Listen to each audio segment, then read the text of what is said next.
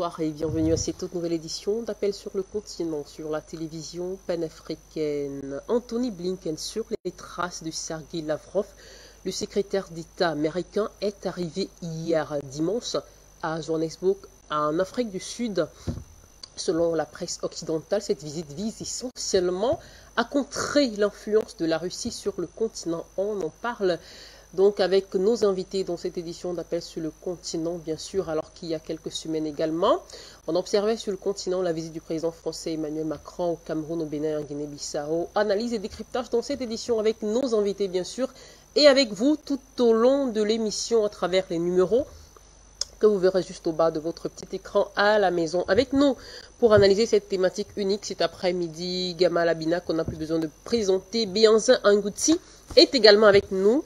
Ce soir, tout à l'heure, nous aurons peut-être le plaisir également de retrouver Linda Larbaoui qui va nous rejoindre tout de suite, chers messieurs. On entre dans le vif du sujet. Alors, je vais commencer avec vous, Bianzin Ngouti. Alors, cette visite du secrétaire d'État américain Anthony Blinken qui est arrivé hier dimanche en Afrique du Sud pour sa deuxième tournée.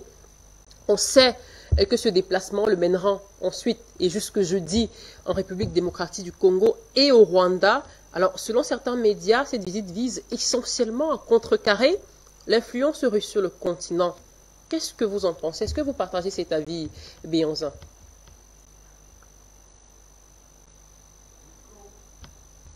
Est-ce que vous pouvez activer votre micro, cher Bianzin? Excusez-moi. Oui, donc je disais en salutation à vous, chers sœurs journalistes, salutations aux téléspectateurs d'Afrique Média et mes salutations à la communauté, au peuple africain et au peuple du monde. Concernant la visite de ce personnage, de cette personne, que moi je ne citerai pas son nom parce que il n'en vaut pas la peine. Vous savez, il y a un proverbe togolais qui dit on ne pleure pas le caméléon après avoir mis le feu à la forêt. C'est-à-dire la visite de ce monsieur sur le continent, soi-disant pour comment dire, contrer l'influence de la Russie, c'est paradoxal. Moi, ça me fait sourire parce que ils ont mis le feu, ils ont cherché ce qui se passe aujourd'hui, le fait que les Africains se sont levés, se réveillent pour pouvoir se libérer.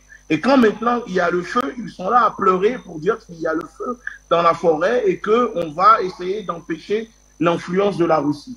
D'un autre côté, il y a l'influence des États-Unis, l'influence de la France, des organisations travaillant pour les États-Unis comme l'ONU qui sont sur le continent africain.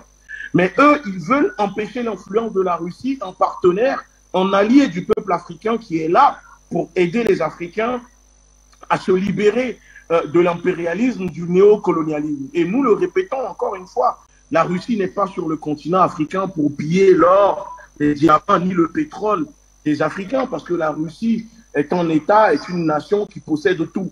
La Russie n'a pas besoin, comment dire, des Africains pour vivre. Mais ce qui se passe sur le continent avec la visite du secrétaire d'État, c'est purement et simplement géostratégique. C'est une affaire de géopolitique.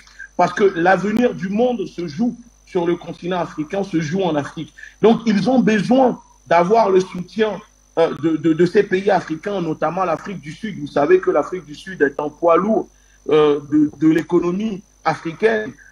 Donc, l'Afrique du Sud pèse énormément. Et donc, si les États-Unis pensent avoir le gouvernement sud-africain avec eux, mais je sais qu'ils ne pourront pas, mais ça joue.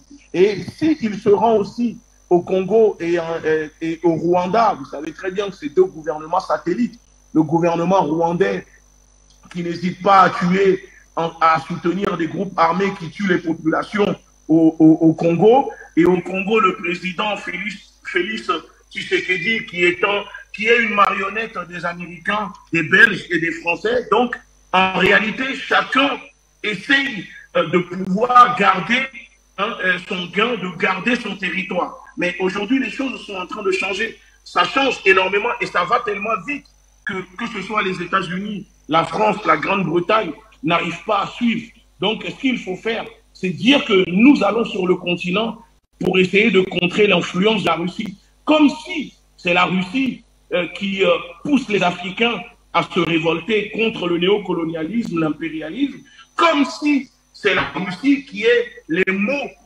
dont souffre le continent africain. Mais ça, c'est juste une excuse. On utilise le nom de la Russie pour légitimer tout et n'importe quoi. Quand ils sont venus pour occuper le continent africain, c'était pour dire civiliser les gens au nom de l'esclavage.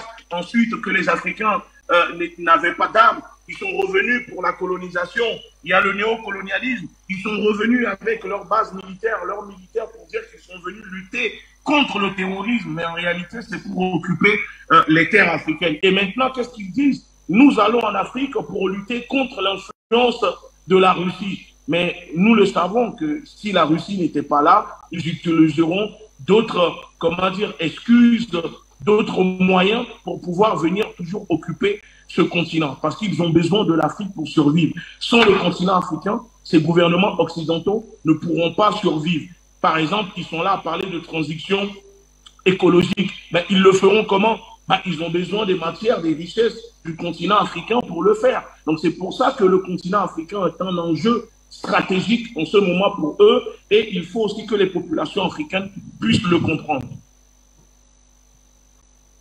Un outil pour ce premier jet d'analyse. Alors, Gamal Labina, c'est un plaisir pour nous de vous retrouver à nouveau cet après-midi. Alors, au plan diplomatique, est-ce que cela signifie, ou alors est-ce que cela pourrait signifier quelque chose en particulier, que cette visite d'Antony Blinken suive justement de peu celle d'il y a quelques jours encore du ministre russe des Affaires étrangères, Sergueï Lavrov?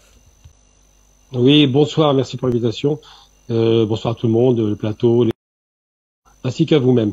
Qu'est-ce que je voulais vous dire par rapport à ces questions? Déjà, je commence en préambule, et malheureusement, je ne pourrai pas aller jusqu'au bout. Je vais devoir vous quitter un quart d'heure avant, parce que j'ai encore une télévision algérienne derrière pour laquelle je vais parler de questions palestiniennes. Donc, pour répondre à votre question sur Blinken, le signal que donne cet homme, Antony Blinken, c'est le signal d'États occidentaux, c'est à peu près en gros 20% de la planète, d'États occidentaux qui sont aux abois, qui n'arrivent plus à ménager la chèvre et le chou, qui pendant 60 ans ont démontré, même avant d'ailleurs, les 60 ans d'indépendance, que effectivement ils étaient dans une démarche de domination, d'exploitation et de réduction à l'esclavage des peuples entiers d'Afrique du nord au sud, est en ouest, si je me rappelle.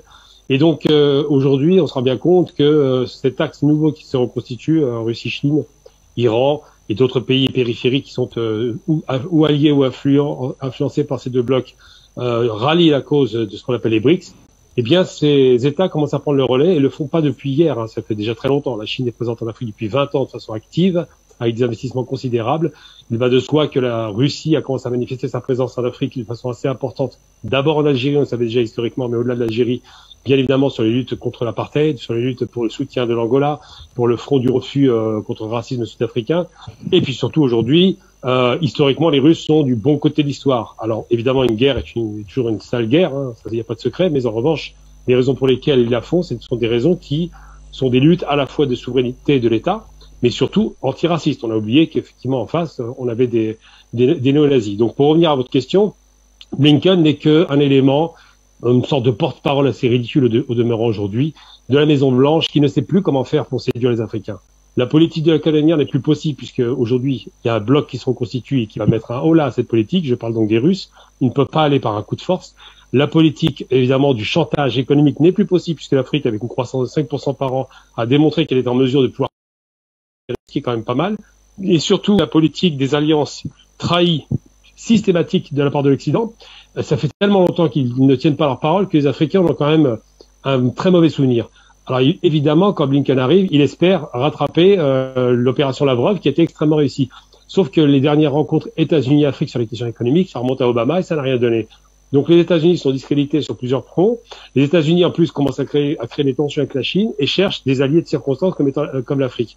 Non pas que l'Afrique soit numériquement ou militairement inquiétante, mais l'Afrique est effectivement la première ressource au monde en termes de matières premières, et que si demain l'Afrique bascule du côté du bloc de l'Est, c'est déjà le cas à mon sens, eh bien les États-Unis seront bien en peine de pouvoir imposer la souveraineté du dollar, la domination de l'Occident et surtout le soutien de leurs alliés occidentaux franco-anglais dans la région. Donc Blinken vient à la suite de Macron, essaie de réparer les dégâts, mais les dégâts sont depuis très longtemps causés par ces États prédateurs qui n'ont jamais eu pour un seul objectif que de s'enrichir de façon outrancière. On a vu l'esclavage, traite négrière, réduction de l'esclavage, colonisation, toujours l'enrichissement, le profit, toujours la quête du besoin et de l'exploitation au détriment des populations locales. Maintenant, les Africains ont le choix de leurs partenaires et je pense que Blinken le sait parfaitement. C'est plutôt j'ai envie de dire que la bête est blessée, effectivement, et qu'ils ne savent pas comment gérer cette situation. Les coups d'État qu'ils avaient l'habitude de faire sont des échecs aujourd'hui. On le voit avec ce qui s'est passé en RCA, en République centrafricaine. On voit qu'ils ont essayé aussi de molester le Mali, ça n'a pas abouti. Donc effectivement, les alliés qui sont en faveur des Africains aujourd'hui, pour des raisons stratégiques bien évidemment, mais au-delà de ça, parce que c'est pas des néocolonialistes, ces alliés semblent marquer des points face à la contre-offensive assez pathétique et diplomatique de la part des Occidentaux. Gamal Abina, on a appris, d'après un communiqué, selon le communiqué de Pretoria, que Blinken s'est entretenu ce lundi avec la chef de la diplomatie sud-africaine, Naledi Pandor, pour évoquer notamment le développement, et là je cite le développement récent en cours concernant la géopolitique mondiale et faire des annonces concernant la nouvelle stratégie africaine du gouvernement américain, etc. Cependant, ce qui attirait également l'attention de certains analystes, c'est que le secrétaire d'État américain a mis l'accent sur ce côté de l'Afrique du Sud comme ce pays-là qui n'a pas explicitement soutenu la Russie pendant la crise ou au cours de cette crise ukrainienne, mais n'a pas condamné justement parce que au Conseil de sécurité de l'ONU, certains pays s'attendaient à ce que l'Afrique du Sud condamne, pourquoi pas la Russie dans la crise ukrainienne, ce n'a pas été fait. Donc quelque part, est-ce que la neutralité, si je puis me permettre, de l'Afrique du Sud pose un problème aux États-Unis dans ce cas d'espèce? Alors, je vais annoncer une chose importante dans la mesure où ça va peut-être pas plaire à ceux qui vont écouter. Je parle donc des Occidentaux, s'ils écoutent. D'abord, les 3 plus grands États racistes de la planète, il y en a eu 3 dans l'histoire, très très racistes, avec des institutions racistes installées. C'était l'Allemagne nazie, on a connu ce qui s'est passé. C'était évidemment les États-Unis avec la ségrégation raciale, et c'était l'Afrique du Sud, quand elle était tenue par De Klerk et toute sa collection de dirigeants antérieurs, tout ce qu'on appelait Bauer, donc tous ces racistes européens. Et donc, les Américains viennent sur un territoire dans lequel et les Sud-Africains ont une mémoire très longue. Ils se souviennent de qui les a soutenus et qui les a enfoncés littéralement dans une politique sectaire et raciste ségrégationniste. Les États-Unis font partie de ces gens qui étaient le meilleur soutien de l'Afrique du Sud. Et donc, les Sud-Africains, ils ont une stratégie, c'est que c'est des gens qui réfléchissent. On a l'impression qu'ils ont l'air légers, peut-être dans leurs décisions, et que peut-être ils sont en demi-teinte, ils ne condamnent pas, mais ils ne soutiennent pas. C'est une stratégie diplomatique très habile de leur part, qui ne les applique pas outre mesure, mais qui donne quand même le sentiment, le fameux mot chinois, qui ne dit mot consent. Je veux dire par là que si les Sud-Africains ont une mémoire longue, ils ont aussi une mémoire courte qui leur rappelle quand même, je parle sur le court, qui leur rappelle quand même que l'assassinat de Kadhafi a été fait alors qu'ils refusaient, eux, de voir ce pays détruit, qu'ils ont tout fait pour soutenir, parce que Kadhafi les a soutenus, tout fait pour proposer leurs bons offices, faire en sorte qu'on ne détruise pas la Jaméria. Elle a été ravagée par les bombes américano, anglo-françaises et italiennes. Donc, maintenant, les Sud-Africains, ils sont très réservés. Pourquoi iraient-ils s'enliser avec un pays qui a toujours été traditionnellement raciste, qui a soutenu le régime raciste qui les a opprimés, alors que les Russes, à contrario, n'ont jamais eu de politique raciste vis-à-vis des Africains. Tellement pas vrai qu'ils ont soutenu des régimes d'indépendance des pays qui voulaient se libérer du racisme occidental. Et donc je pense qu'aujourd'hui, si les Sud-Africains ne s'expriment pas de façon claire par rapport à les Russes qui ne sont pas d'accord, ils ne se projettent pas dans on est d'accord ou on n'est pas d'accord. C'est pas leur propos. C'est qu'ils voient ce qui se passe en Afrique centrale, en Afrique de l'Ouest, et ils se disent, à tout le moins, à prendre un bon allié, prenons cet allié russe qui a tout contre les Américains qui font la danse du ventre, mais qui finalement n'ont jamais été des alliés. Je veux dire, il a fallu quand même attendre de l'URSS pour que l'étau se desserre sur l'Afrique du Sud. Mais ça ne s'est pas fait grâce à l'Amérique, nous savons très bien aujourd'hui. Donc c'est vrai qu'on a l'impression que les Sud-Africains sont en demi-teinte, mais je n'ai absolument aucun doute, je vous dis bien aucun doute sur la stratégie sud-africaine. Ce sont des gens très formés, très intelligents, qui se sont émancipés intellectuellement et qui connaissent la bête sauvage que peut constituer le racisme occidental. Donc ils ne tomberont pas dans ce piège et ils garderont toujours des cartes à jouer face au diktat américain qui ne peut pas s'imposer à eux. L'Afrique du Sud fait partie des BRICS aujourd'hui et ne compte surtout pas s'en retirer. Merci beaucoup à vous, Gamal Abina. On a le plaisir de retrouver également Linda Larbaoui qui nous a rejoint dans cette édition d'Appel sur le continent.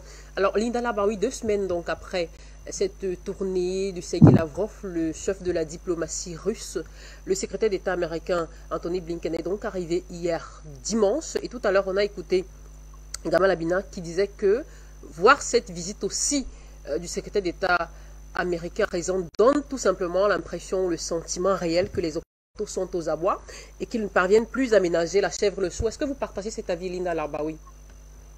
Excusez-moi, bon.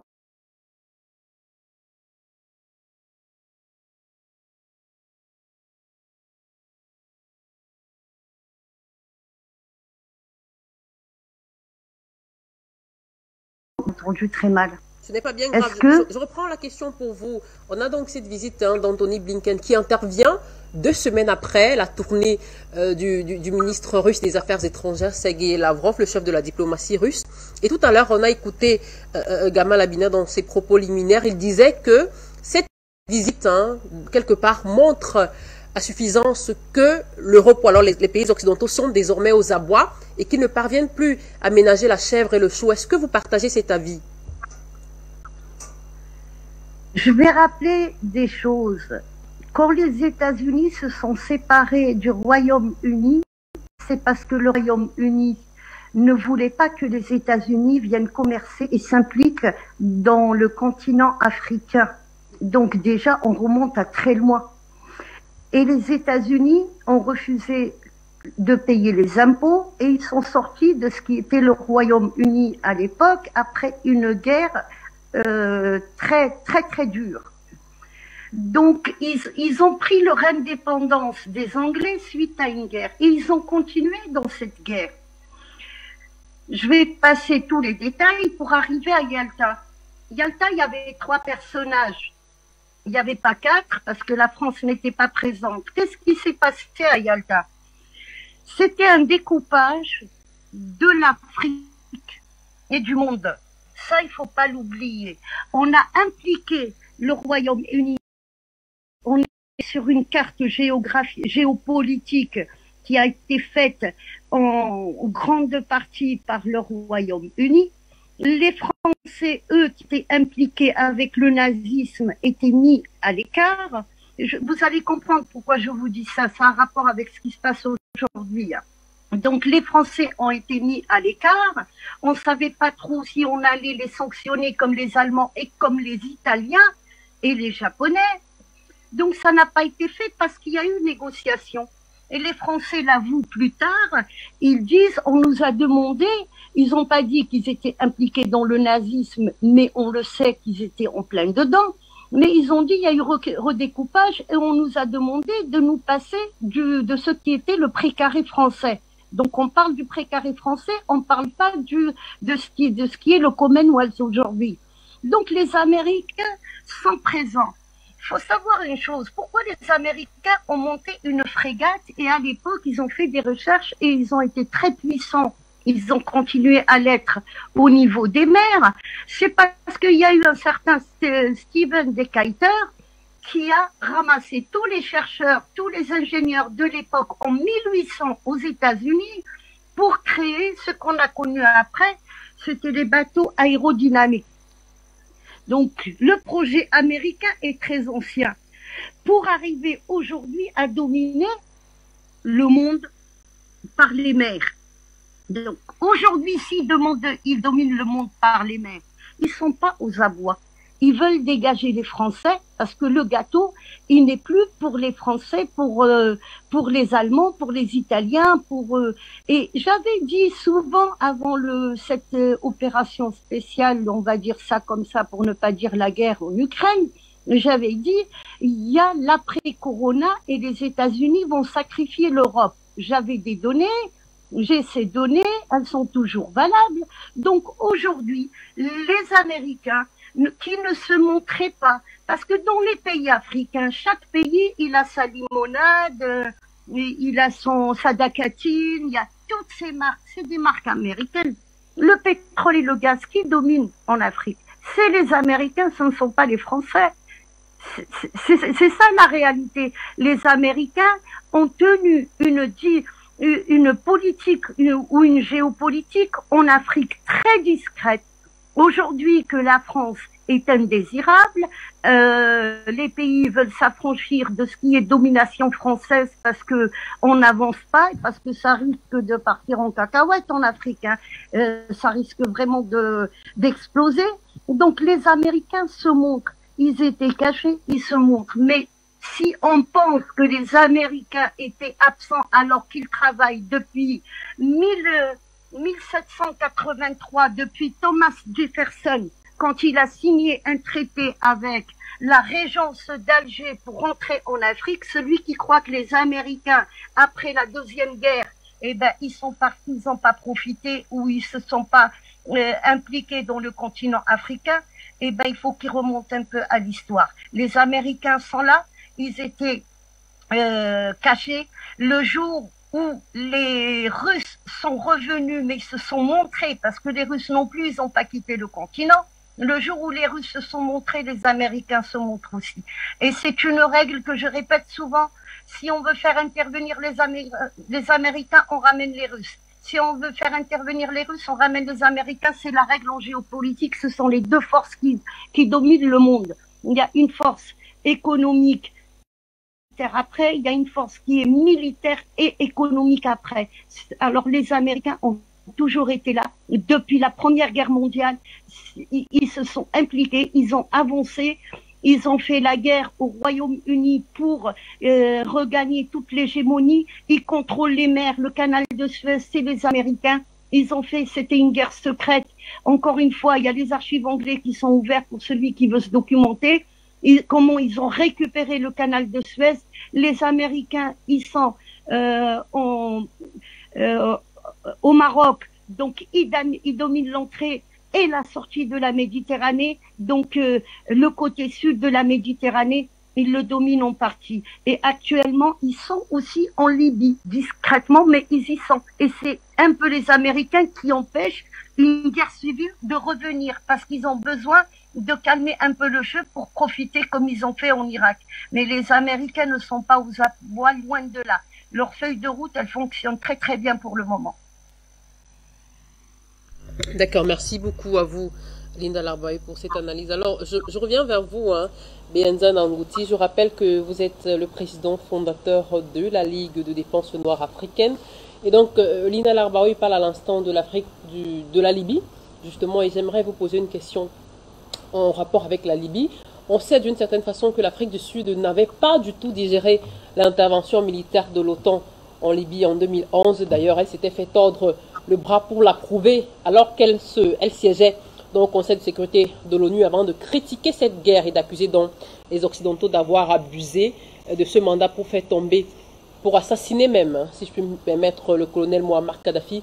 On sait également que l'Afrique du Sud reste un pays très très proche de la Russie de Vladimir Poutine. Alors aujourd'hui, ce rapprochement avec les États-Unis, ce rapprochement que tentent de vouloir mettre en exergue les États-Unis avec notamment cette visite d'Anthony Blinken, est-ce que vous pensez justement qu'elle pourrait avoir de lendemain meilleur au plan de la géopolitique, bien sûr?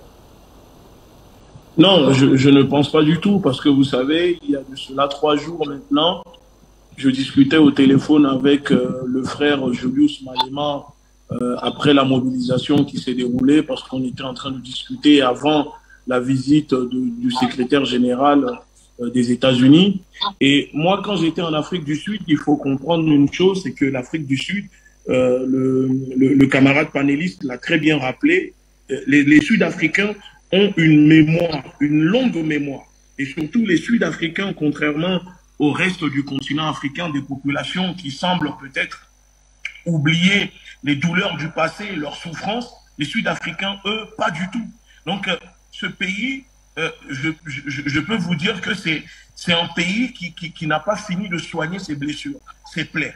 Donc, c'est pour ça que quand on voit qu'au niveau de l'Assemblée nationale, la puissance au niveau de l'Assemblée nationale, c'est Julius Malema. Vous allez en Afrique du Sud, c'est le parti de Julius Malema qui fait la pluie et le beau temps. Donc, dire que les États-Unis vont réussir à séduire le gouvernement sud-africain, je ne pense pas, parce que le président sud-africain, déjà en ce moment, est sur siège éjectable à cause des problèmes de corruption liés à son gouvernement, etc.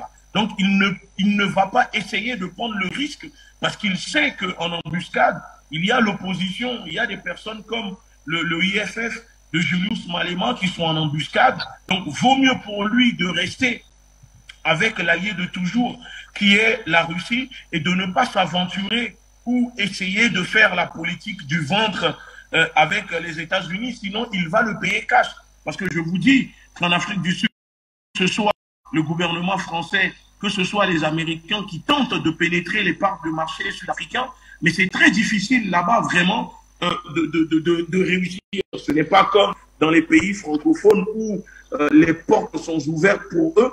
En Afrique du Sud, c'est vraiment plus compliqué. Et vous le voyez même que les États-Unis ne sont pas dans une, comment dire, posture de force. Ils n'essayent pas d'intimider ou de faire des menaces au gouvernement sud-africain parce qu'ils savent que dans ce pays, il y a encore les Afrikaners. N'oublions pas que c'est eux qui tiennent encore l'économie, que 95% de l'économie des richesses en Afrique du Sud est entre les mains des descendants des Afrikaners, etc. Donc, si les États-Unis qui ont soutenu le régime d'apartheid en Afrique du Sud et ses alliés tentent de faire un coup de forcing, ça peut partir crescendo dans le pays. C'est-à-dire les Sud-Africains, ce sont des gens qui ont, comment dire, une fierté, qui n'ont pas peur de lutter, de se défendre. Donc si les États-Unis essayent d'intimider le gouvernement sud-africain, je peux vous dire que ce soit Julius Malema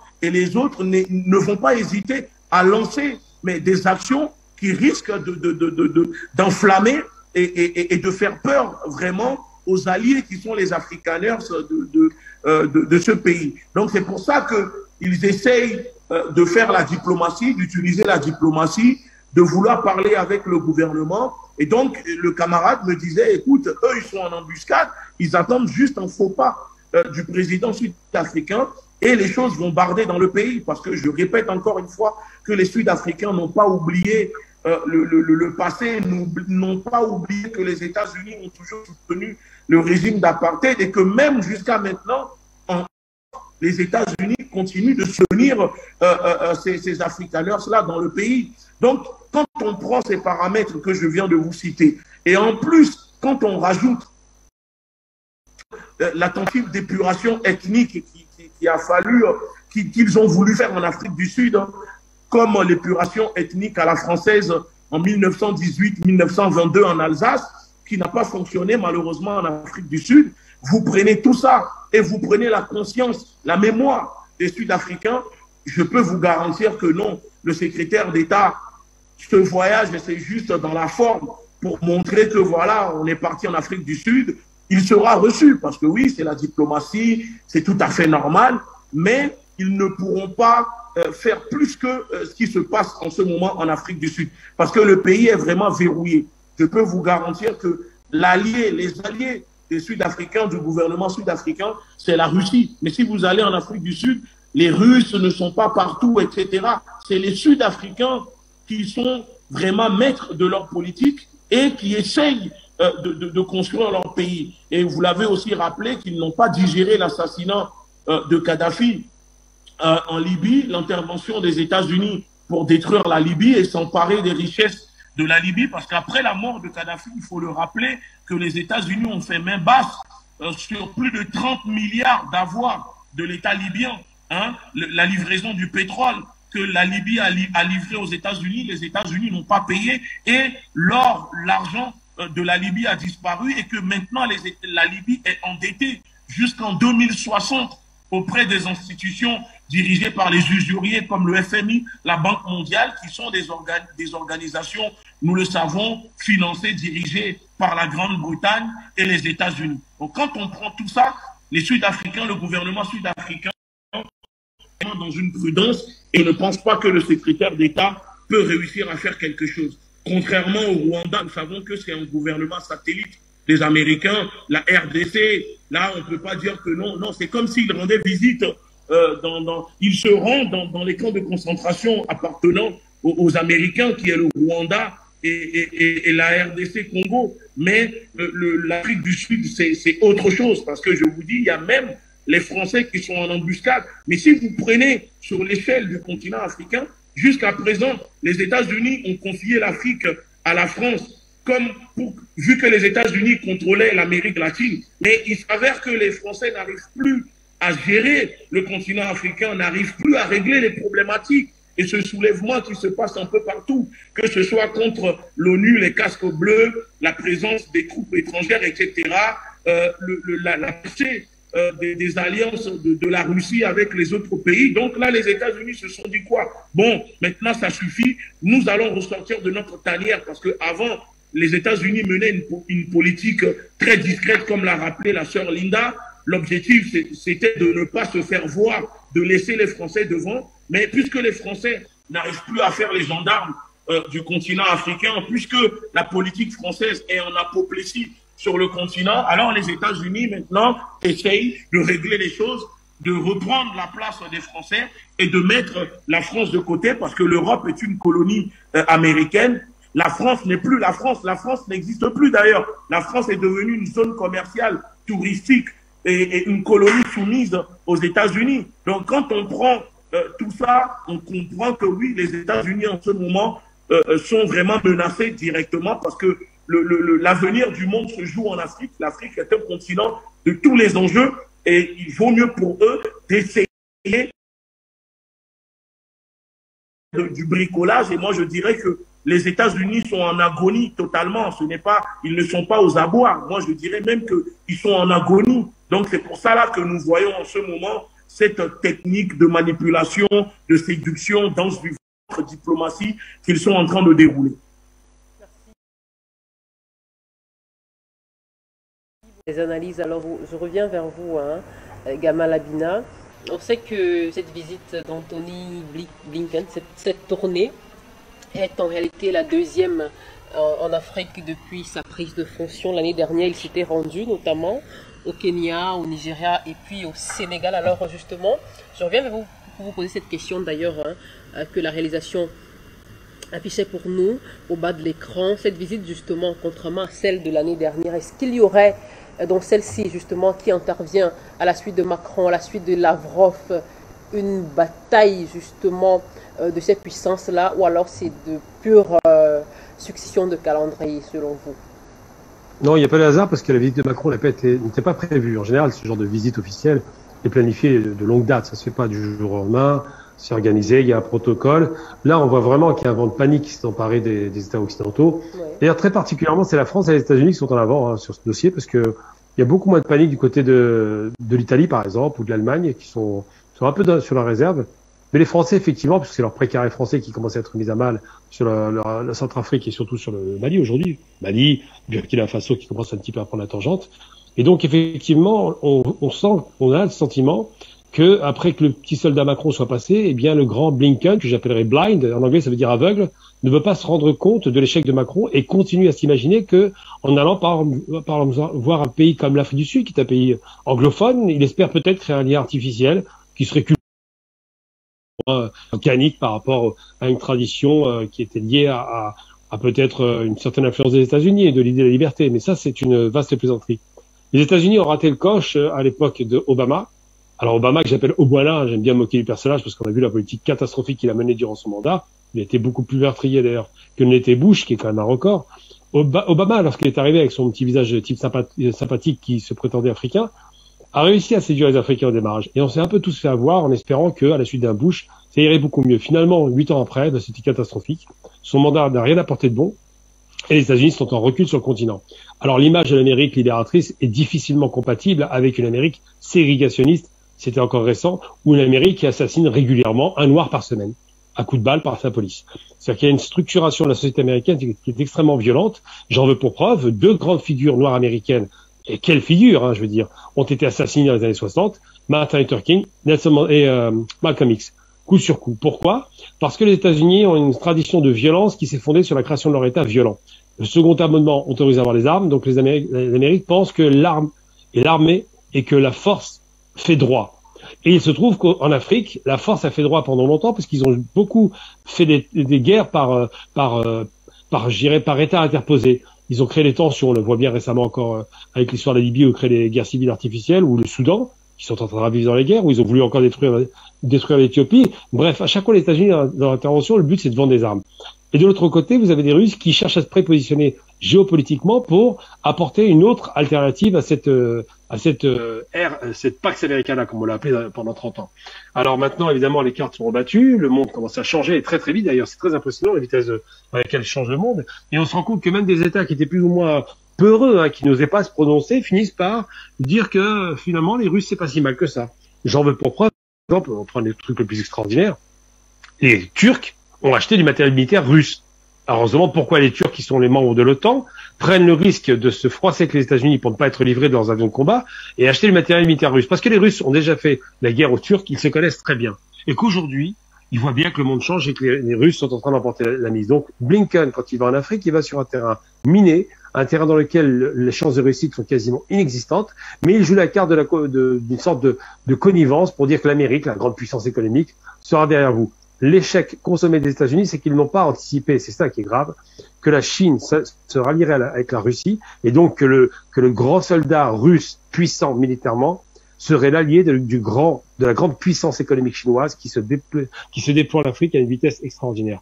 C'est ce qui fait que Blinken, que j'appelle le blind, donc l'aveugle, refuse de voir la réalité en face. Puis encore une fois, franchement, quand on voit l'affaire récemment encore de ce pauvre civil américain noir assassiné, ça fait pleurer le monde entier, George Floyd. Mais ça n'a pas changé la donne. On tue toujours autant aux États-Unis des minorités, particulièrement les Noirs. On ne protège pas leurs droits. On a eu du mal à leur redonner le droit de vote, c'était très compliqué. Et on veut faire croire aux Africains qu'on sera un modèle de société. Non, ça ne fonctionne pas. Et ce qui est étrange d'ailleurs, c'est que les deux pays qui se ressemblent le plus, à savoir la France et les États-Unis, qui ont eu une révolution quasiment à la même période, 1789-90, ces deux pays-là se fondent sur le même principe de violence, d'exportation de leur modèle soi-disant lumineux, leur lumière, d'exportation de leur démocratie par les bombes, évidemment, et surtout d'exportation d'un modèle qui est un modèle exclusif. Rappelons quand même qu'aux États-Unis comme en France, les minorités indiennes, noires, arabes étaient considérées comme des personnages, des sous-hommes, littéralement, on peut le dire. Je veux dire, les Français parlaient des Noirs avec leur code noir comme étant des êtres inférieurs, les indigènes arabes comme étant des êtres inférieurs. C'est ça l'idée qu'ils avaient. Les Américains, c'est pareil pour les Indiens d'Amérique ou pour les Noirs. On parle même pas de ce qu'ils pensaient aussi des Sud-Américains. Donc, tout ça pour dire que c'est compliqué de venir vendre un modèle dont on est déjà un tortionnaire chez soi. Donc c'est une réalité aujourd'hui. Les États-Unis sont en perte de vitesse. Ils ne sont pas morts. Il faut pas rêver. L'Amérique reste une grande puissance, très dangereuse, très offensive. Et je veux vous raconter une petite anecdote très rapidement. J'ai eu la chance de dîner un soir avec Jacques Vergès, dont on connaît l'anticolonialisme. Donc on a discuté pendant une soirée, ça a duré 2-3 heures à Paris. Il m'a été présenté par les amis algériens. Et à l'époque, je militais pour les 50 ans de la libération d'Algérie. Et il nous avait confié une chose extraordinaire. C'est un homme brillant, Jacques Vergès, qui manque vraiment à l'équation actuellement. Il disait que la bête, il parlait donc de l'Occident et de l'Amérique, la bête est blessée et c'est pour ça qu'elle est dangereuse. Méfions-nous d'elle, elle n'est pas morte, elle est blessée.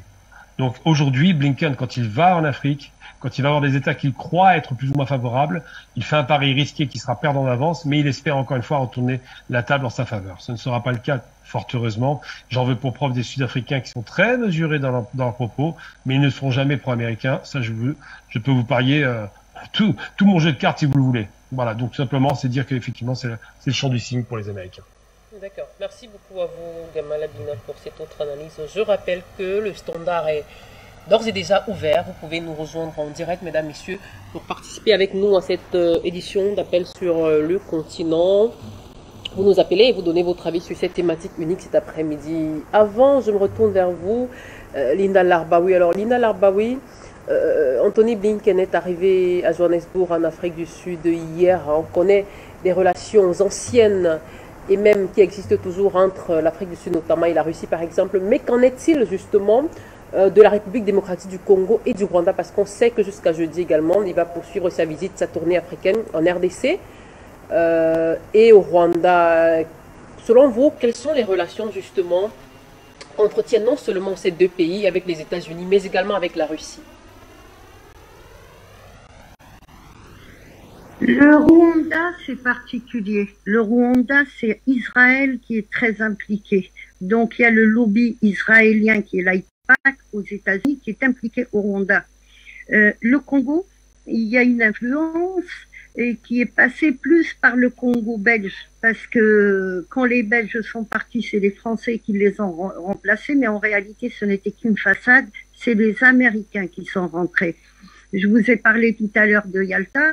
Yalta, il y avait 3. Ils n'étaient pas nombreux. Donc c'est là où il y a eu le redécoupage. Maintenant, l'Afrique du Sud, c'est un pays qui a subi énormément et qui subit toujours parce qu'il y a des lois qui ont changé, mais qui sont toujours pas appliquées. Par exemple, exproprier les gens qui possèdent beaucoup de terres, tout ça. Apparemment, je m'étais renseignée là-dessus. Il y a que 4% de la population blanche qui est toujours propriétaire de terres qui doivent être redistribuées. Donc, tous ces Noirs qui sont en Afrique du Sud et ils se battent encore pour avoir une totale liberté qu'ils n'ont pas tout à fait. Si on prend aussi tout ce qui est industrie lourde, l'Afrique du Sud, c'est le seul pays africain qui possède une industrie lourde, qui est très importante dans le développement du pays ou même du continent. Donc là, il faut faire jouer qui? Toujours les Blancs. C'est eux qui ont les tenants et les aboutissants. Donc, on peut pas parler des trois pays de la même manière. Chaque pays a une particularité et il a une analyse à part. Mais l'importance de ces pays-là, c'est ça qui est important. Maintenant, je vais vous parler de l'Afrique du Sud, par exemple. Et là, je remercie le président Tebboune, c'est lui qui a ouvert cet angle. On l'avait totalement oublié. Il y a une étude très sérieuse qui a été terminée en 1994. Les pays qui sont influents en Afrique, c'est l'Afrique du Sud, le Nigeria et l'Algérie. C'est des pays qui peuvent être en même temps influencés par leur entourage ou qui peuvent influencer leur entourage. Et ça c'est une particularité par rapport au Congo et par rapport au Rwanda. C'est la particularité de l'Afrique du Sud. Et je pense que l'Afrique du Sud est plus importante que les deux autres pays parce qu'il y a aussi le BRICS. L'Afrique du Sud est proche de la Russie. Donc il y a une concurrence directe qui est là. Maintenant, le Rwanda, j'ai déjà parlé de l'Ouganda et j'ai dit attention, on risque de déstabiliser ce côté-là de l'Afrique par rapport à la mine d'or où les Chinois ont investi 200 millions d'euros et il s'avère qu'il y en a pour 31 milliards, 200 millions de dollars, pardon, je parle dollars, et il y a une réserve de 31 milliards, c'est énorme. Donc les Américains qui sont très présents à l'Ouganda, ils ont la haine que ce soit pas eux qui aient investi dans cette mine et ils l'avaient sous-estimé. Donc le Rwanda qui actuellement essaye de chercher la noise au Burundi, tout ça, c'est un peu compliqué en ce moment dans cette région. Ça sent un peu le travail, par exemple, de George Soros ou autres, des ONG. Donc il y a un travail qui est en train de se faire, c'est sûr. Par contre, ce qui est sûr, c'est que la feuille de route des Américains a changé en Afrique. Ça, c'est sûr. Ils ne procèdent plus de la même manière qu'ils le faisaient avant. Il y a des pays qui vont les intéresser plus parce qu'il y a une influence ou il y a une présence. Là, actuellement, par rapport à la Libye, par exemple, c'est les Américains qui sont pour le vote et qui sont pour l'unité de la Libye, alors que les Français et Israël, avec l'aide des Émirats arabes, et l'Égypte, ils sont en train de faire un travail pour découper la Libye, non pas en 3 comme ça l'était avant, mais en 4 même. Il y a 4 régions. Et les Américains, c'est eux, avec les Russes bien évidemment, qui maintiennent un petit peu cet équilibre, même s'ils ils font partie des pays qui ont mis le chaos, mais ils sont contre le découpage pour qu'ils puissent profiter mieux de ce qui est pétrole et gaz libyen, par exemple. Donc les Américains, je sais pas, je suis en train de voir de près tout ce qu'ils font dans tous les pays africains, mais ce qui est certain, c'est que leur feuille de route a changé. Ils ne veulent plus être représentés par les Français. Ils ont aujourd'hui, par exemple, ils ont demandé aussi au Maroc de régler l'histoire du Sahara occidental et ils soutiennent la décision des Nations Unies, un référendum pour régler cette situation. Et ça, c'est une situation qui dure depuis plus de 50 ans. Donc les Américains sont en train de changer leur feuille de route, pas leur politique. Leur politique est toujours la même, être là présents là où il y a de l'argent à prendre, là où il y a des exploitations à exploiter. Donc ça ne changera jamais. Mais leur méthode de faire, oui, elle est en train de changer. C'est la présence des Russes, des Chinois, de l'Inde. L'Inde a dépassé la France en investissement. L'Iran, la Turquie aussi qui est très présente, et vu les nouveaux contrats qu'il y a avec l'Algérie aussi. Donc il y a tout. Les États-Unis doivent, et ils sont changer leur feuille de route et leur façon de travailler. Merci beaucoup à vous, Linda Larbaoui, pour cette analyse. Alors, je me retourne vers vous, Biranzen Ngouti. Alors, Linda Larbaoui vient tout simplement de dire à l'instant que les États-Unis ont bel et bien changé leur feuille de route, mais maintenu leur politique. Elle n'a pas changé.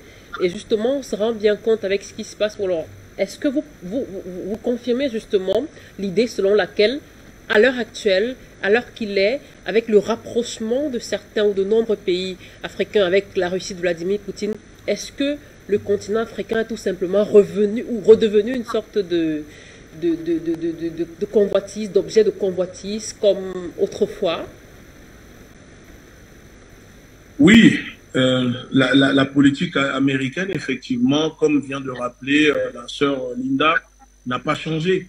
Les États-Unis continuent toujours de pratiquer une politique, c'est-à-dire de la stratégie du chaos, pour profiter derrière, parce que c'est eux, leur dieu, c'est le capitalisme, c'est l'argent, nous le savons tous. Mais aujourd'hui, je dirais que l'Afrique a toujours été une terre de convoitise. Ça n'a jamais changé, mais peut-être que là, je dirais plutôt que l'Afrique est devenue, on va dire, une personne fréquentable avec qui on peut venir maintenant discuter, s'asseoir et non imposer directement ou utiliser la force. Parce que l'Afrique a toujours été convoitée. C'est pour ça qu'il y a le néocolonialisme, les pillages, les guerres, les stratégies, la stratégie du chaos, etc. L'Afrique est redevenue une femme fréquentable que on peut maintenant draguer, soit avec elle et non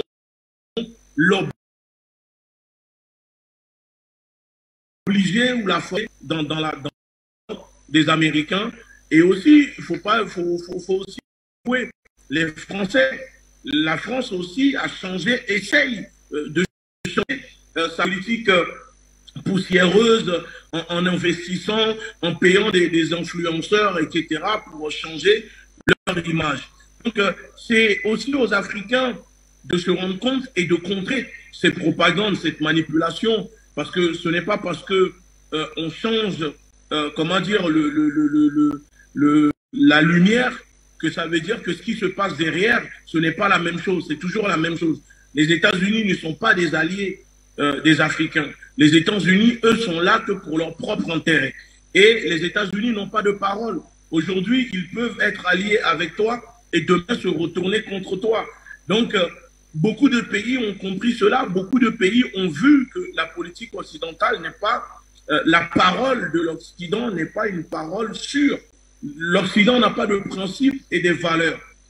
Donc, vaut mieux s'allier avec des personnes qui sont sûres, qui vous ont toujours soutenu, qui sont toujours là, même si ces personnes, peut-être de temps en temps, font des erreurs, mais ce ne sont pas des erreurs volontaires pour nuire à nos propres intérêts.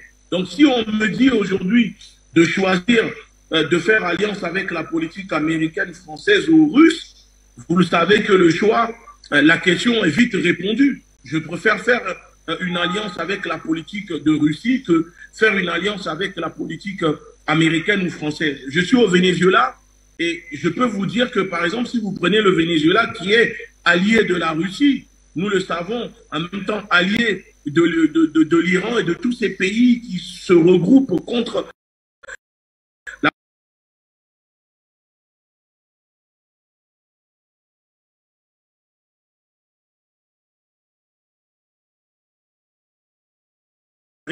c'est un pays qui quand même qui possède quand même une armée, un bon nombre de personnes prêtes à se défendre. Donc, ils ont essayé de détruire le Venezuela, mais aujourd'hui, l'économie vénézuélienne repart à la hausse. Le président vénézuélien a fait ce qu'il faut pour remettre remettre le Venezuela sur de bonnes routes. Donc, les Américains ont perdu à ce niveau.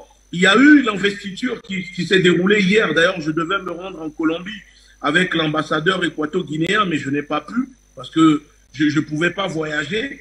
Il y a le président de gauche qui vient d'être investi président en Colombie avec sa vice-présidente, une afro-colombienne. Donc, même ici en Amérique latine, les États-Unis sont en train de perdre du terrain. Il y a un changement dans la politique de certains pays sud-africains jusqu'à là qui faisaient confiance aux États-Unis. Mais avec ce qui se passe en Ukraine et la provocation récente des États-Unis en Chine, en Taïwan pour provoquer la Chine, les gens ont compris que ce pays n'est là que pour détruire. Ils ne vivent que de la guerre. Ils ne vivent que de l'impérialisme, de la soumission, du néocolonialisme. Donc, à un moment, il faut que le continent africain, les pays africains, je lance vraiment un appel aux dirigeants africains qui ont peur de leur dire que c'est le moment, c'est vraiment le moment de changer votre politique et d'avoir le soutien de vos populations. Parce que tout est possible, rien n'est impossible. Et ils peuvent encore avoir le courage de taper du poing sur la table et dire maintenant stop.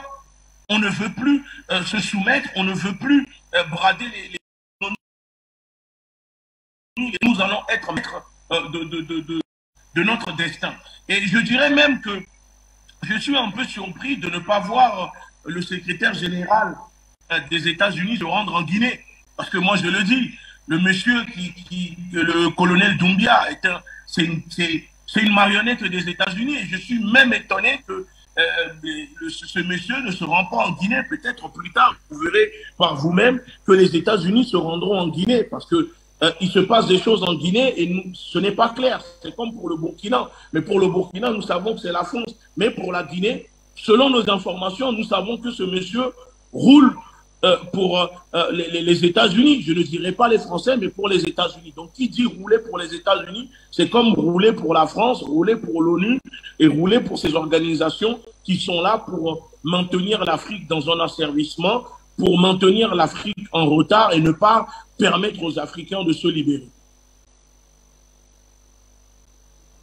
Bien, Ngouti, pour cette analyse. Alors, Gamal Abina, je reviens vers vous avec cette question historique qui a tout à voir avec l'ANC de Nelson Mandela, par exemple, parce que on sait que l'Afrique du Sud, justement, avec l'ANC au pouvoir depuis l'avènement de la démocratie en 1994, a toujours été proche, entre guillemets, du bloc soviétique qui soutenait les luttes, bon, on va le dire ainsi, qui soutenait les luttes d'émancipation dans le monde. Et on connaît le rôle justement que la Russie a joué sur les pays africains. Aujourd'hui, est-ce que vous pensez que ce soit justement cette première étape de la visite d'Anthony Blinken commencée par l'Afrique du Sud, est-ce que cela est anodin? J'ai pas entendu le début de la question. Vous pouvez répéter? J'ai entendu la fin, pas le début. Historiquement, avec l'ANC au pouvoir depuis l'avènement de la démocratie avec l'avènement de la démocratie en 1994, on sait que l'Afrique du Sud a toujours été proche du bloc soviétique. Est-ce que vous pensez justement que ce fait historique-là, par exemple, a quelque part à jouer en la faveur de ce que l'Afrique du Sud soit choisie comme le pays de la première étape de la tournée d'Anthony Blinken? C'est pas un hasard parce qu'il y a une chose importante. L'Afrique du Sud fait partie de ces fameuses BRICS. Alors les BRICS, c'est un terme qui a été défini par un cabinet de réflexion économique américain qui travaille beaucoup sur les questions de financement et autres. Je vais pas donner le nom, c'est pas très utile. Et donc c'était défini il y a une quinzaine d'années et aujourd'hui c'est une réalité géopolitique et géoéconomique.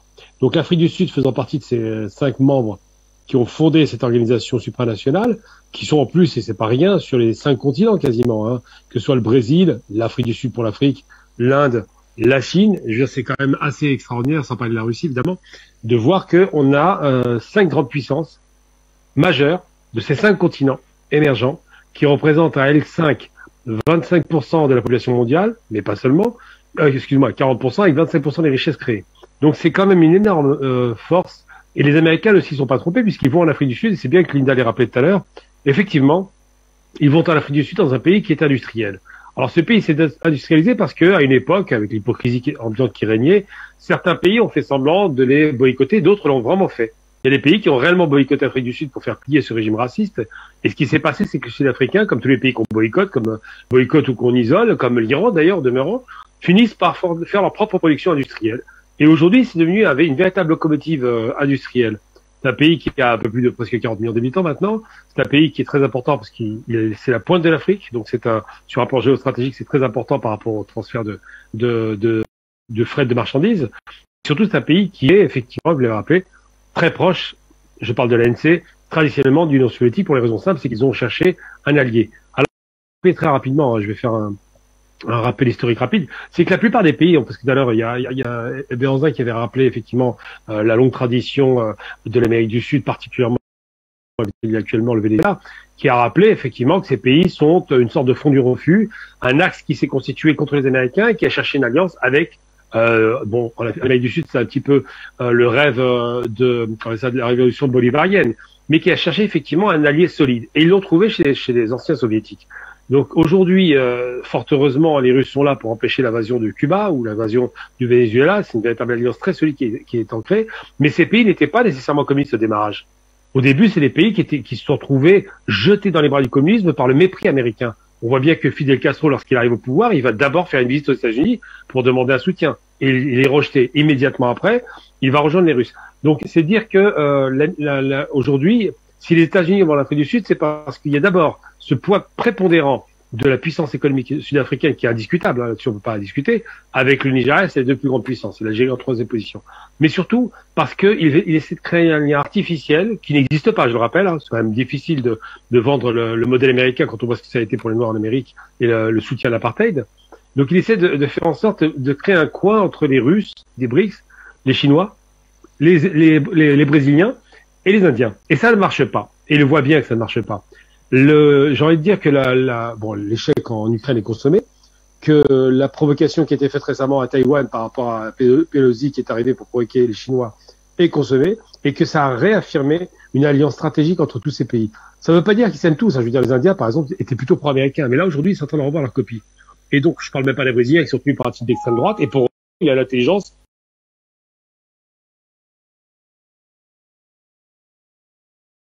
Du pétrole matières premières et en même temps peuvent réorienter l'économie mondiale. Donc vous dire pourquoi est-ce que Blinken est là-bas, évidemment parce qu'il espère un miracle, je parle bien d'un miracle, c'est le champ du signe, encore une fois je le répète. Vous dire ce qui va arriver, il est probable que les Sud-Africains prennent position une fois que les cartes seront rebattues en faveur de leurs alliés, à savoir les BRICS, et surtout l'Algérie a fait une demande aujourd'hui, donc la pointe de l'Afrique du Nord avec la pointe de l'Afrique du Sud, a fait une demande officielle de rentrer dans les BRICS, considérant qu'elle a les moyens de le faire. Alors tout à l'heure, Linda disait que l'Afrique du Sud est le seul pays qui a les industries lourdes. Je suis désolé, Linda, pour une fois, je vais pas te bousculer trop, mais tu oublies l'Algérie. Rappelle-toi les années 70, Boumedienne a créé les industries industrialisantes, donc des industries lourdes. Donc l'Algérie, comme l'Afrique du Sud, là je te rejoins, c'est le pays qui pose d'industries lourdes. C'est les rares pays en avoir des industries d'extraction, mais surtout ils font du métal, du béton, enfin toutes les industries lourdes sont en place, et ces pays sont en migration. L'Afrique du Sud a une légère avance sur l'Algérie. Il n'en demeure pas moins que ces deux pays sont des pays frères.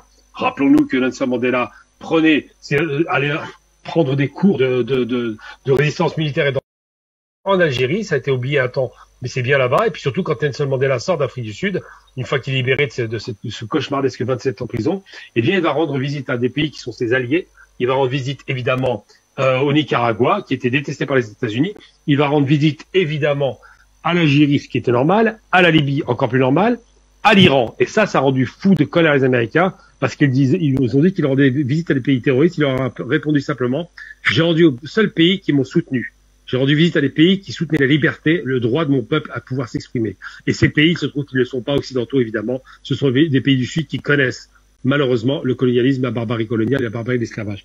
Donc c'est cela qui fait que Blinken, je crois vraiment, a quasiment aucune chance de remporter cette visite. Et puis, je tiens à rappeler une chose. Regarde un peu le profil. C'est une gérontocratie. Les gens qui sont au pouvoir ont tous plus de 70 ou 80 ans. C'est très inquiétant pour l'avenir. Pour cette autre analyse et explication. On va aller au standard et permettre à nos téléspectateurs de réagir également sur cette question. On va retrouver Jean qui nous appelle. Bonsoir à vous, cher Jean. Bienvenue, vous êtes en direct. Bonsoir à vos invités. Bonsoir Gamal. Bonsoir Linda. Bonsoir Egouti Bianzin. Bonsoir aux techniciens. Et Vanessa, nous sommes à un temps de courage. Courage pour les Africains, pour barrer la route à ces impérialistes. Souvent, d'ailleurs, cette visite semble être ridicule. C'est vraiment ridicule. Parce que quand ils mangeaient allègrement, ils ne se souciaient pas de l'Afrique. Mais quand ils voient que la patate est devenue chaude, et puis ça trempe dans leurs mains, ça va tomber de leurs mains, parce que c'est une injustice que ces gens-là pratiquent contre l'Afrique depuis longtemps. Alors ils ne commencent pas à courir. Et ils s'entourent de quelques manipulés, hein, pour faire manipuler de couleurs, pour faire croire que oui. Non. Le système américain est différent du système des autres pays. Hein. Faut pas comparer le système américain. Faut pas que nous en parlant, qu'on compare le système américain au système africain. Non. C'est des clubs. Hein, des clubs qui profitent des richesses de l'Afrique. C'est tout. Pas seulement de l'Afrique, mais des autres pays. Alors aujourd'hui, nous voyons qu'effectivement la fièvre qui atteint les Africains dans tout. C'est ce qu'on fait recours à qui pourra nous aider, qui pourra être notre compagnon, c'est la Russie. Aujourd'hui, crédible, et les autres pays en question dont nous parlons souvent.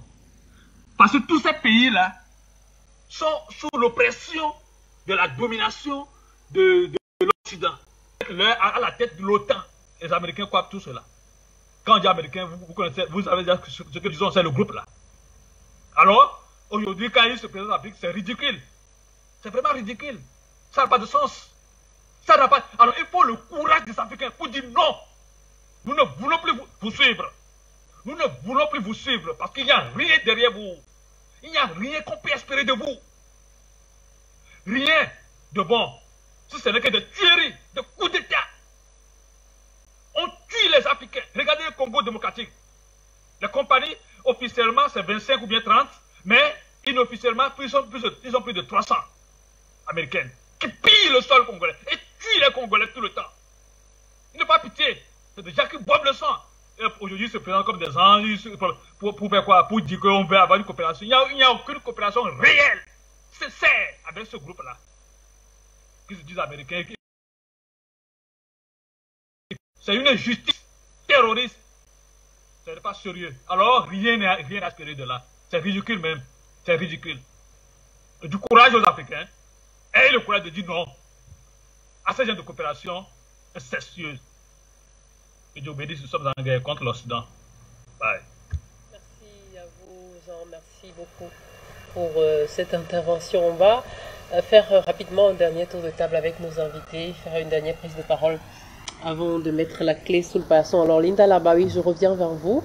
On va revenir justement sur le point des BRICS.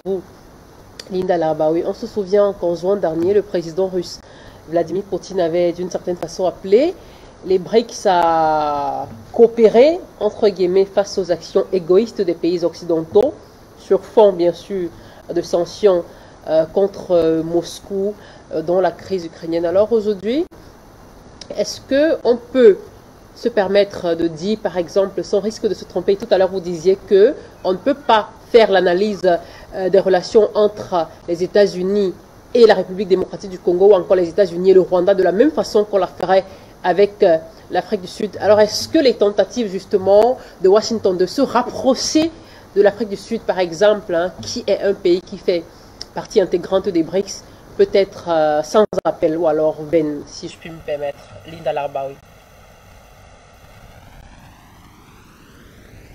Géopolitique, on parle souvent de pragmatisme.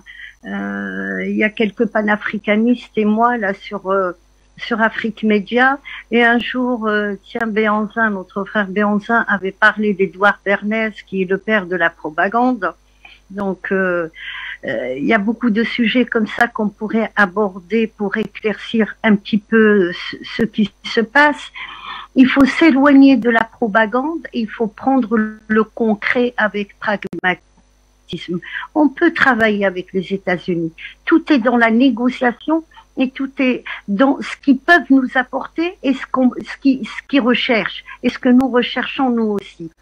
Si on prend l'exemple de toutes les républiques arabes qui se sont créées à partir des années 50, et elles ont commencé bien avant que la guerre d'Algérie n'éclate, donc l'Algérie était en retard même dans son indépendance, mais aujourd'hui, c'est l'Algérie qui s'en sort le mieux de toutes ces républiques arabes.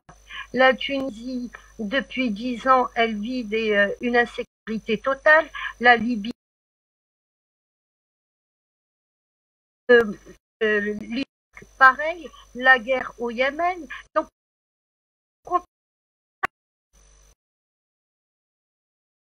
je me dis une chose, c'est que l'Algérie est partie de zéro et elle a négocié. Et quand il y avait la guerre froide, elle était aussi bien avec les Russes qu'avec les Américains, justement parce qu'il y a eu le MALG qui s'est constitué en 1957 et qui a disparu en 1962.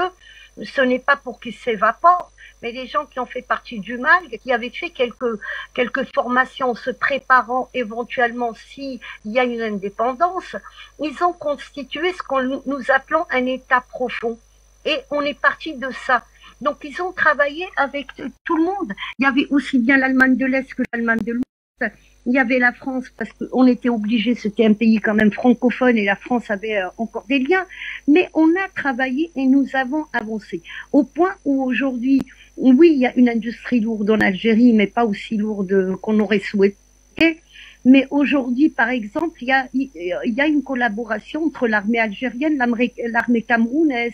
Pourquoi? Parce que sûrement, ils peuvent s'apporter des choses. Donc aujourd'hui, on peut travailler déjà entre nous et on peut travailler aussi bien avec les Américains qu'avec les Russes, qu'avec les Chinois, qu'avec les Hindous. Il ne faut pas fermer la porte. Je ne suis pas pour fermer la porte. Moi, je suis pour le travail égal à égal, pas gagnant-gagnant. Il faut qu'on nous considère comme des êtres humains parce qu'on a essayé de nous effacer de l'histoire. Mais c'est ça la vérité. Quand on prend, je vais pas, vous savez, quand on parle des anges, on les imagine toujours blancs. Un ange blanc. On nous a dit les anges étaient blancs. Et Satan est noir. Et tout part de là. Égal à égal.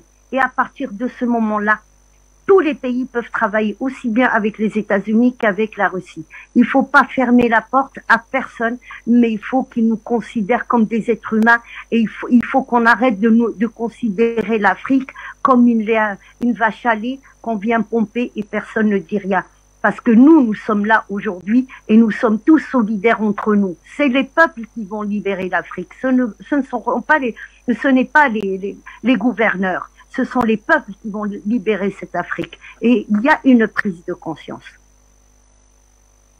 À vous, Linda Larbaoui, sur cette phrase de fin. Merci beaucoup. On va passer la parole à présent à Gamal Abina. Gamal Abina, alors, Linda Larbaoui, il dit qu'on peut travailler avec les Américains. Tout réside, on espère, dans la négociation. Est-ce que vous partagez cet avis sur ce point? Il ne faut pas fermer la porte justement à certaines personnes, de façon catégorique en tout cas. Bon, elle fait référence à la politique d'équilibre très finement jouée par les Algériens, qui déjà pour obtenir l'indépendance avaient effectivement parié sur le soutien ou la neutralité, sinon le soutien des États-Unis. C'était le cas puisqu'ils savaient, les Algériens à ce moment-là, que les Américains voulaient démanteler l'empire colonial franco-anglais. Donc il est vrai que l'Algérie joue sur plusieurs tableaux, mais il n'en demeure pas moins que ce qui équipe l'Algérie aujourd'hui, c'est essentiellement du matériel russe militaire. Le partenariat se fait plutôt en Europe avec les Allemands ou les Italiens. Le reste de l'Europe est très absente. Et que c'est la Chine qui est le principal partenaire économique de l'Algérie, avec la France en seconde position, en perpétuel recul. Donc, travailler avec les Américains, c'est difficile à dire parce qu'ils proposent des choses, ça fait longtemps qu'ils le proposent. Par exemple, ils proposent de fabriquer une usine Ford en Algérie, de construction de véhicules. Ça fait ils en parlent, on n'en voit pas la couleur. Les États-Unis ont l'intérêt principal, c'est de vendre de la ferraille, c'est comme ça que j'appelle ça, de vendre des équipements en restant eux-mêmes le producteur principal et exclusif. Le seul pays qui bénéficie de ce transfert de technologie, c'est l'Égypte, pour fabriquer les chars Abraham, dans le but, évidemment, de réprimer toute opposition et surtout d'empêcher qu'un pays arabe ait la bonne idée de vouloir peut-être en découdre avec Israël. Donc l'Égypte est le principal protecteur d'Israël dans la région. Donc la collaboration avec les États-Unis, elle est faible, elle n'est pas tellement réaliste, mais il est vrai qu'on ne doit pas fermer la possibilité de pouvoir discuter avec des sociétés indépendamment de l'État américain. Maintenant, moi je suis plutôt favorable à une relation sud-sud. Je suis plutôt favorable à une relation avec des pays qui n'ont pas eu de colonies. L'Allemagne a été très rapidement dépossédée de ses colonies après la guerre de 14-18 avec le traité de Versailles. Donc l'Allemagne n'a pas un rapport délétère, même si historiquement ils ont commis des crimes assez graves au Cameroun. Mais ils n'ont pas ce rapport que les autres ont entretenu par la suite. Les Allemands se sont arrêtés de coloniser avec la défaite nazie. Et depuis, c'est un pays qui est plutôt assez neutre, on dira. Ensuite, vous avez l'Italie, qui effectivement est une ancienne puissance coloniale, qui peut être négociée, mais je ne crois pas au bien fondé d'une relation avec l'Occident, qui n'a aucun intérêt à faire de ces pays des concurrents. Et concernant le vrai, parce qu'on parle beaucoup d'aide au développement en Afrique, ce qui est assez insultant pour les Africains.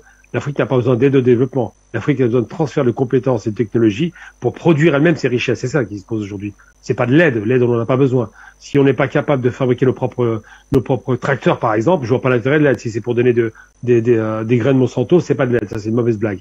Donc, effectivement, quand elle dit ça, je comprends sa position, sauf que c'est une position qui est pas tenable sur d'autres pays africains.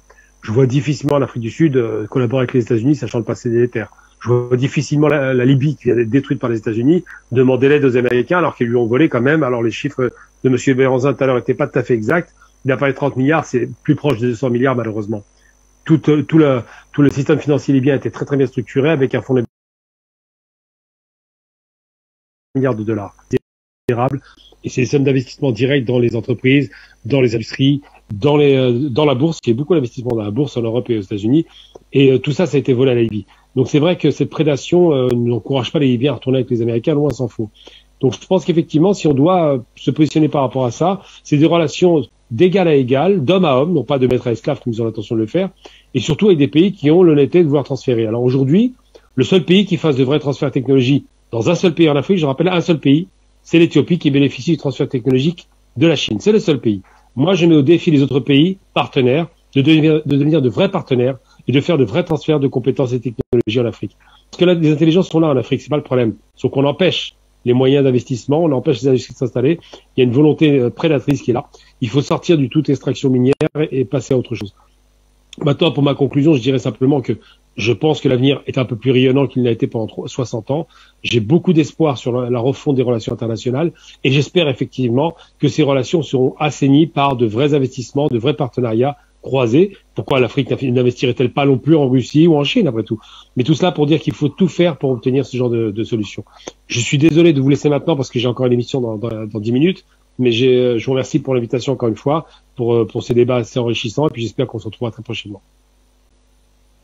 Cher Gamal, merci beaucoup pour toutes vos analyses et explications. On vous retrouve certainement dans nos prochaines éditions. Alors très rapidement, en 1 minute et 30 secondes de Benzen Ngouti. Alors si l'on aspire finalement tous à ce monde multipolaire, selon vous, qu'est-ce qu'il y a lieu de faire?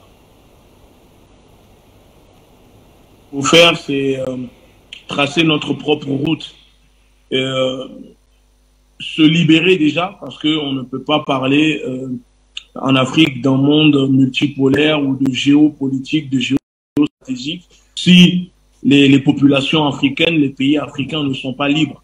Parce que comme on dit chez nous, le bâton du berger ne tue pas les moutons. Celui qui a mis le feu dans ta maison, ce n'est pas lui qui peut t'aider à éteindre le feu. Mais c'est ton voisin qui est venu t'aider à éteindre le feu. C'est avec lui qu'il faut marcher. C'est avec lui c'est à lui qu'il faut remercier. C'est pour dire que les États-Unis aujourd'hui ne peuvent pas espérer que les Africains vont retomber dans leurs bras. Parce que retomber dans les bras des Américains, c'est retomber dans les bras de la France. Je comprends que la sœur Linda disait qu'on peut travailler avec eux. Mais je pense que pour le moment, on ne veut pas travailler avec eux. Il faut d'abord se renforcer, devenir aussi une puissance avant d'espérer aller travailler avec des gens qui sont là pour vous avaler. Parce que si vous allez travailler avec ces gens-là et que vous n'avez pas la même puissance ou capable de vous défendre, ils vont vous avaler encore une fois.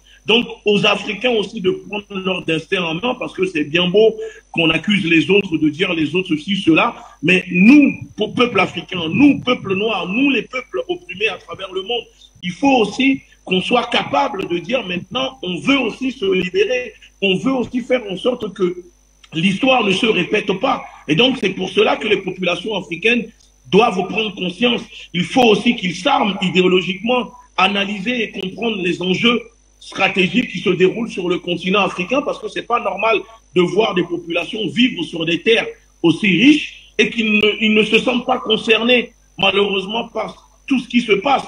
Donc, quand on voit qu'un peuple passe 95% de son temps dans le divertissement, à danser, à prier, à boire et à forniquer, vous imaginez bien que ce n'est pas demain que ce peuple-là va aller défier les Américains pour essayer de se libérer. Donc, il faut aussi faire un travail sur soi-même. Et j'appelle ensemble, tous ensemble, pour qu'on puisse faire ce travail-là et libérer la terre de nos ancêtres. Merci beaucoup pour l'invitation et j'espère qu'on se retrouvera très prochainement.